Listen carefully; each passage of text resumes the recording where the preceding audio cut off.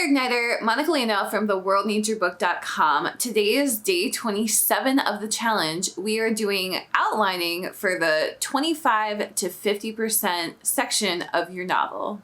We're on day 27 and we are outlining the first section of Act 2. So the 25 to 50% section of your novel.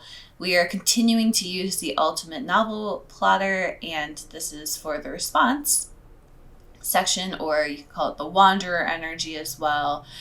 All right, so we have a couple more beats, and the beats for these two middle sections, so the response and the attack, these beats are a little bit looser than the beats are for the setup and the resolution. And so the beginning and ending of your book, those beats are pretty tight actually.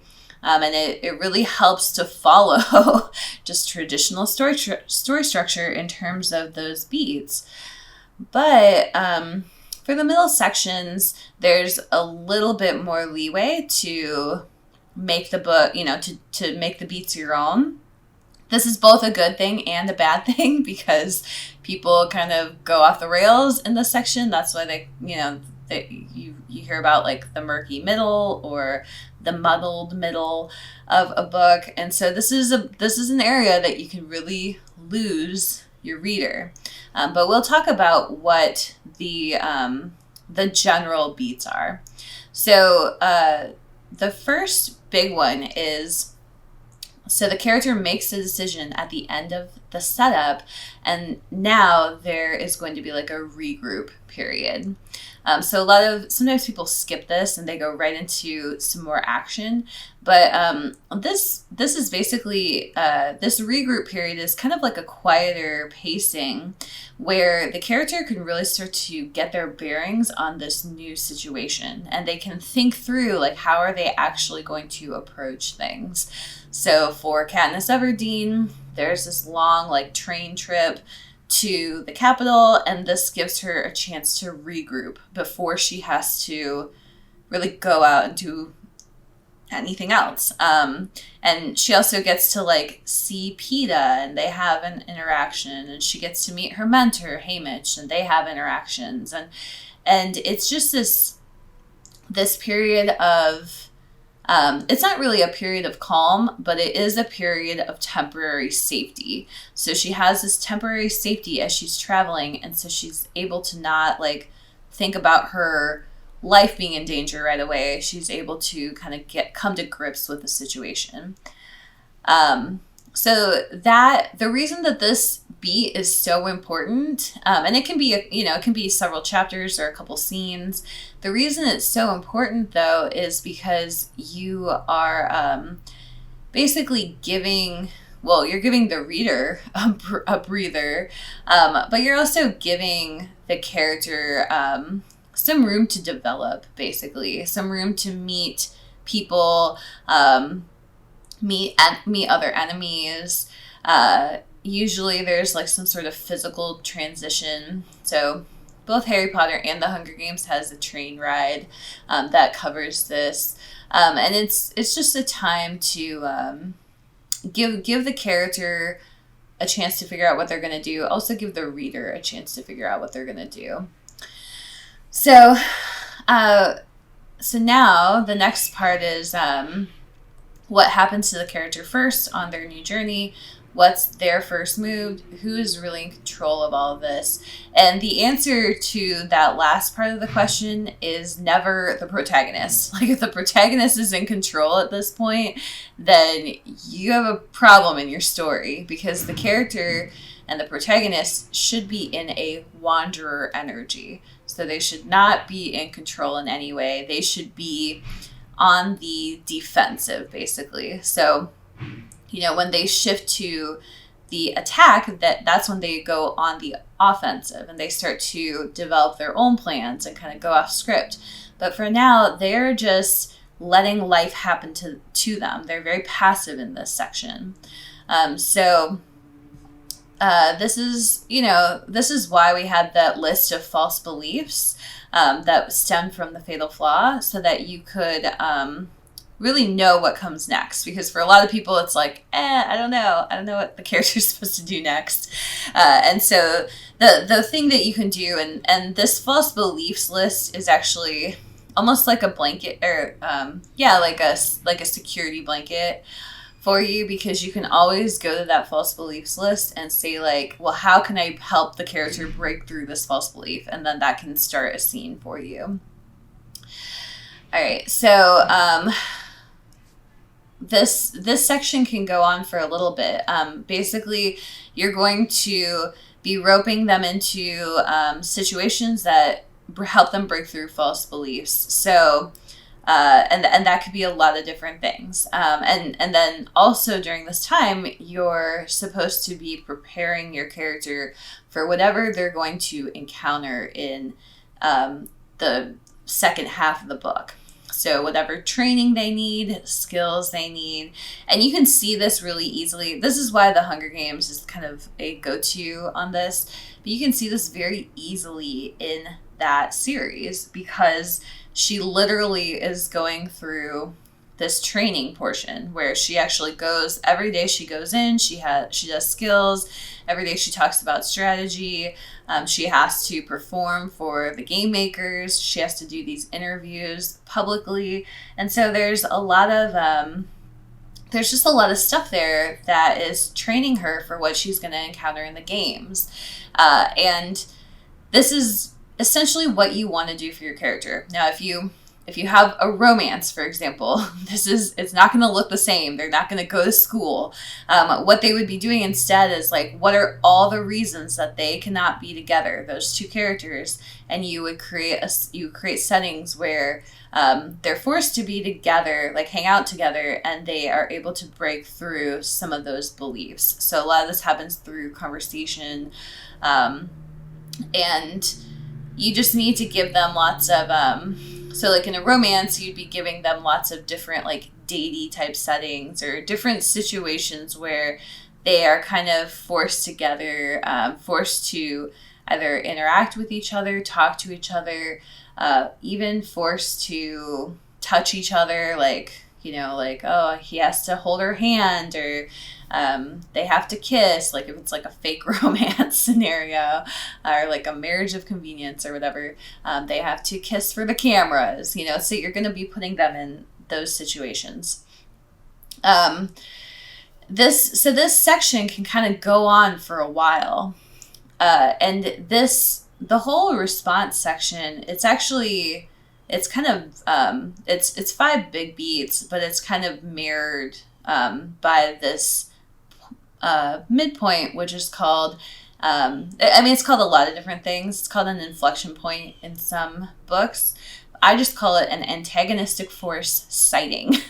So that's this 3rd beat here. What is the antagonistic force sighting? And what it is basically like if you're writing a thriller, this is, a villain comes after the characters, like not the main villain, but like one of the villain's henchmen comes after the characters.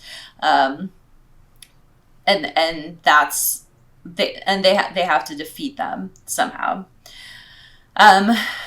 For romance, it would be like the characters might have a fight, like that would be an antagonistic force sighting.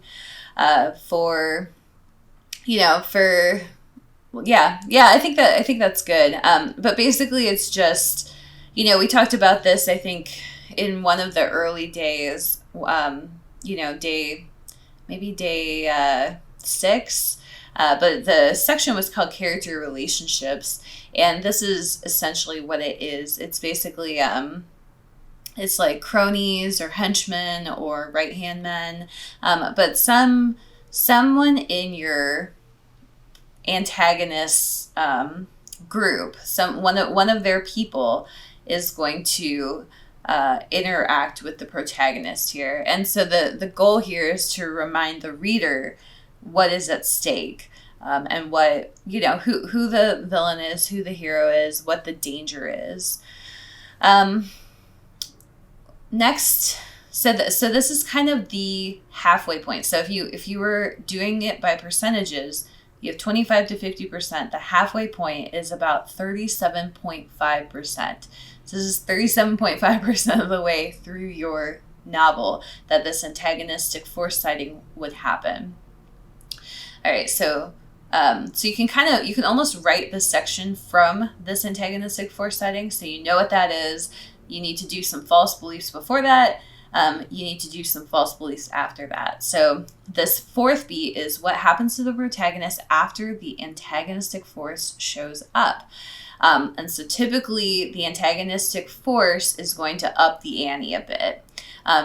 They're going to introduce more challenges. So a great example would be, it's a thriller, there's a car chase or something, and then they kind of have this break, they're regrouping, and then, these cronies come after them, and they are able to they're able to fight the cronies, and they win, but one of the characters ends up with like a broken leg. So that's typically the sort of thing that happens during this first antagonistic force sighting. It's like they're going to have to give up something in order to move past this antagonistic force, and that thing is going to introduce more problems. So now they're on the run, but one of the characters is injured as well. That's the type of thing that you would expect here. So in this second portion, the antagonistic forces introduce more challenges, and then you're breaking through anything that you need to break through in order to face the reversal. So that's another part of that. Whatever they need to do in the reversal, you have to use these other two sections. So this section before the antagonistic force sighting, the section after the antagonistic force sighting, you have to use those two sections to prepare your protagonist for that reversal. So then the reversal comes, and this is basically, we did a lot on this already. So it's, there's an internal arc to the reversal. There's an external arc to the reversal. So typically, if it's typically the character is looking death in the eye, if it's a physical danger type of plot, or if it's like a romance, they're looking death of their safety, essentially, their safety from that relationship, because the two characters are not in the relationship for a reason, and so they're looking at the death of those reasons. And then the internal character arc is, it's typically just symbolic of the external, and we've talked about that with with the Hunger Games, Katniss's internal arc. But basically it's breaking through, like if you had to summarize what the internal arc is, it's basically breaking through a major false belief. So come up, look at your list of false beliefs, decide one of the major ones, one of the top 3, one of the top 5, however many you have, but definitely in the top half of difficulty, and break through or break through most of that here.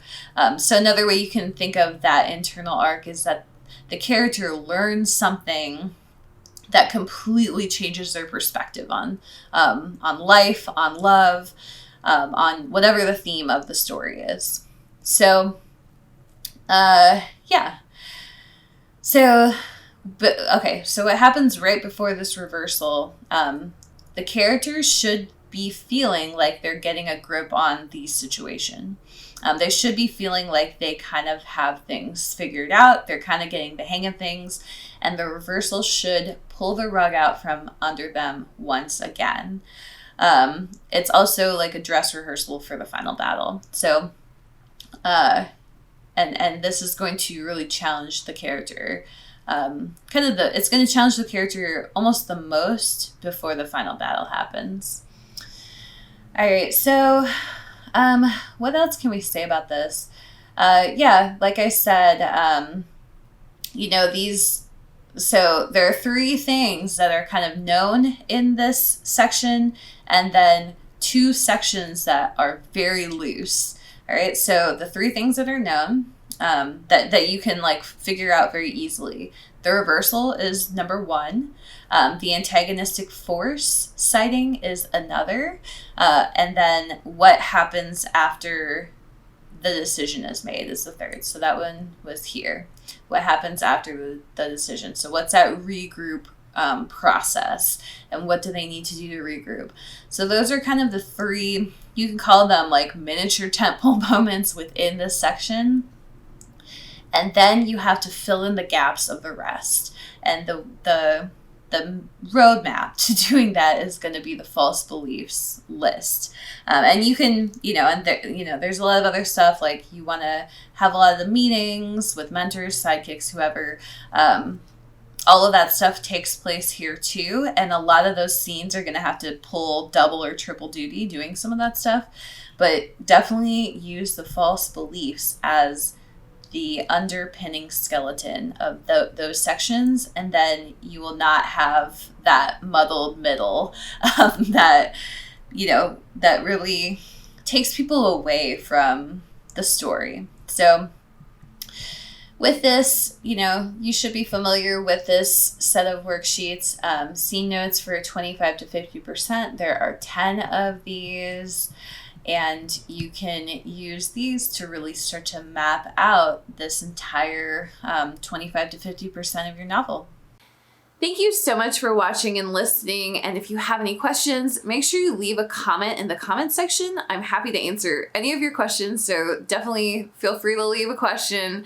I'd love to share some of my resources with you.